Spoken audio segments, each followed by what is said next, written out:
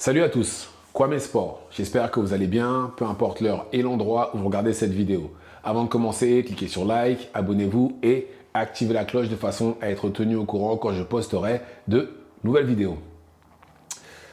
Le 3 mai prochain, Canelo va affronter William Skull pour toutes les ceintures en super middleweight. Mais dans la sous-carte, il y aura une ancienne victime de Canelo en la personne de Jaime Munguia. Et Jaime Munguia va affronter quelqu'un dont il est la victime, qui n'est autre que le français Bruno Suras. Bruno Suras était censé venir pour faire briller Jaime Munguia. Mais Bruno Suras a refusé de respecter le script et a mis KO. Jaime Munguia, c'est l'upset de l'année sous toutes ses formes. Parce que personne ne connaissait Bruno Suras, personne ne s'attendait à ce qu'il fasse ça. Et Bruno Suras, avant le combat contre Jaime Munguia, il doit avoir quoi, peut-être 4 KO à son actif. Son cinquième, en une vingtaine de combats, il doit avoir 4 KO. Ça veut dire qu'en gros, il doit avoir aux alentours de peut-être 30% de KO. Ce qui ne fait pas de lui un gros puncher. Donc, personne ne pouvait s'attendre à ce genre de résultat. Et là, c'est officiellement officiel. Il y a le rematch entre Jaime Munguia et Bruno Suras dans la sous-carte de Canelo. C'est le co-main event. Banger. J'ai jamais vu un combat de Jaime Munguia ennuyeux et je ne pense pas que ça va commencer maintenant. Alors, je pense que de part et d'autre, il va y avoir des ajustements techniques. Pourquoi? Parce que déjà, Jaime Munguia, défensivement, il va falloir qu'il arrange, qu'il fasse quelque chose. D'ailleurs, il s'entraîne avec Canelo. Et de l'autre côté aussi, Bruno Suras aussi, parce que lui aussi s'est retrouvé au sol à un moment dans le combat. Et aussi, il faut dire ce qui est, il perdait le combat contre Jaime Munguia jusqu'à ce qu'il arrive jusqu'à ce qu'il lui mette le 1-2 magnifique qui a envoyé au sol Jaime Munguia.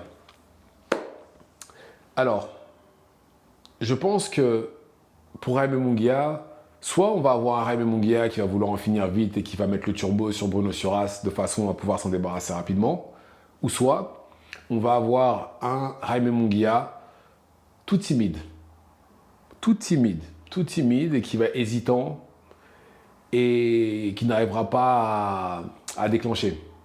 C'est l'un ou l'autre. Je ne pense pas qu'on aura quelque chose entre les deux. Parce que maintenant, il sait qu'il peut blesser Bruno Suras parce qu'il a réussi à l'envoyer au sol, comme j'ai dit. D'ailleurs, je n'ai pas compris pourquoi il ne doit pas sauter dessus pour le terminer après. Mais il sait aussi que Bruno Suras peut le mettre KO. Malgré le peu de KO que Bruno Suras a à son actif, il sait qu'il peut le faire. Donc, je pense que les ajustements techniques du côté de Jaime Munguia sont purement défensifs. Et c'est pour ça d'ailleurs qu'il s'entraîne avec Canelo, qui défensivement est très bon. Maintenant, de l'autre côté, Bruno Suras, lui, les ajustements défensifs aussi, comme j'ai dit. Défensif parce que, comme j'ai dit, il allait au sol. Mais voilà, offensivement, il sait qu'il peut faire mal à Jaime Munguia parce qu'il a réussi à le faire. Maintenant, ce que j'ai peur, c'est qu'ils prennent la confiance et qu'ils se disent « Ah, mais j'ai quand même réussi à l'allonger, Jaime Munguia. Même Canelo n'a pas réussi à faire ça. Ouais, vas-y, je vais recommencer, je vais essayer de le mettre KO. » Même si je pense que là, c'est dans son intérêt de mettre KO Jaime Munguia. Pourquoi? Parce que tout simplement, je ne pense pas que si le combat va à la décision, je ne pense pas qu'ils lui donneront le combat. Si c'est un combat serré ou que si ça va à la décision, c'est sûr et certain ça va être du côté de Jaime Munguia. Sûr et certain. Donc je pense que c'est dans son intérêt, soit d'essayer de l'envoyer au sol, ou soit de le mettre KO. Mais maintenant, voilà, il ne faut pas prendre la confiance. Parce que s'il prend la confiance, c'est lui qui va se retrouver par terre avec les yeux en l'air à regarder Jaime Munguia et l'arbitre qui va le compter. Donc voilà. Mais est-ce que ça va être une revanche pour le Mexicain ou est-ce que ça va être un repeat pour le Français?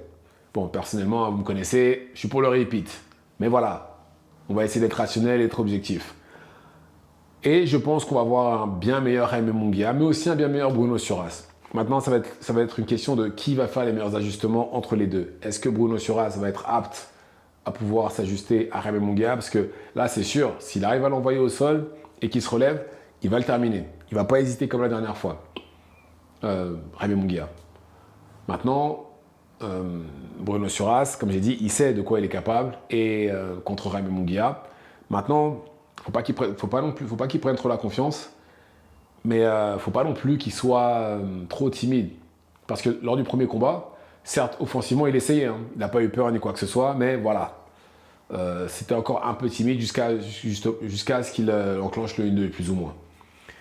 Mais en tout cas, déjà, quoi qu'il en soit, ce sera un banger le combat. Ça, c'est clair et net, hein. Je ne m'attends pas à m'ennuyer. Comme j'ai dit, j'ai jamais vu de combat de Jaime Munguia où je me suis ennuyé et ça ne commencera pas maintenant.